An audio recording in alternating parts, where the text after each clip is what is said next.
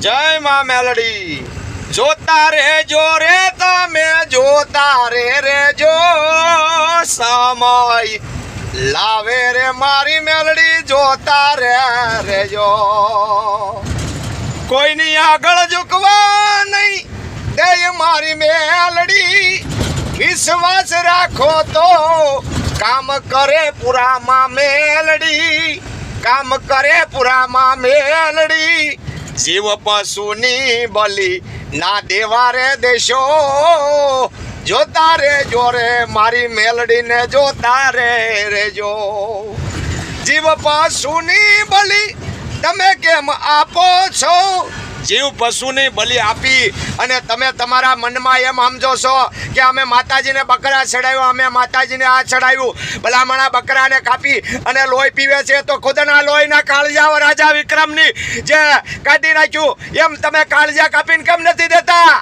ત્યાં તમને બળ પડે છે પોતાના લોહી ચડાવી જો જ્યારે માં મેલડી રાજી થાય કે ઉકળતા તેલના તાવા એક કરતા 21 કિલો માતાનો તાવો કરો અને માતાજીને ઉકળી ચડાવો પેંડા ધરાવો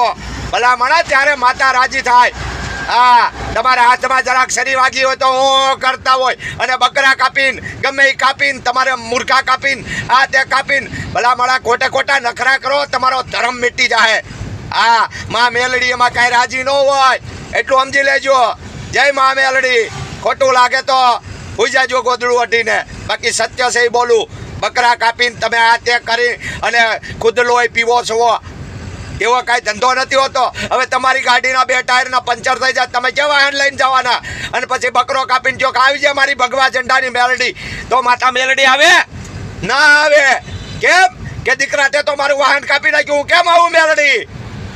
હા શ્રદ્ધા રાખો વિશ્વાસ રાખો ભાવ રાખો ખોટી અંધશ્રદ્ધાનો ફેલાવો અને ખોટું માતાના નામ ઉપર માંડવાના જઈને 25 જણા ધૂણતા હોય ખોટું ધૂણવાનું બંધ કરી ગયો મેલડી કોઈને છોડે નહીં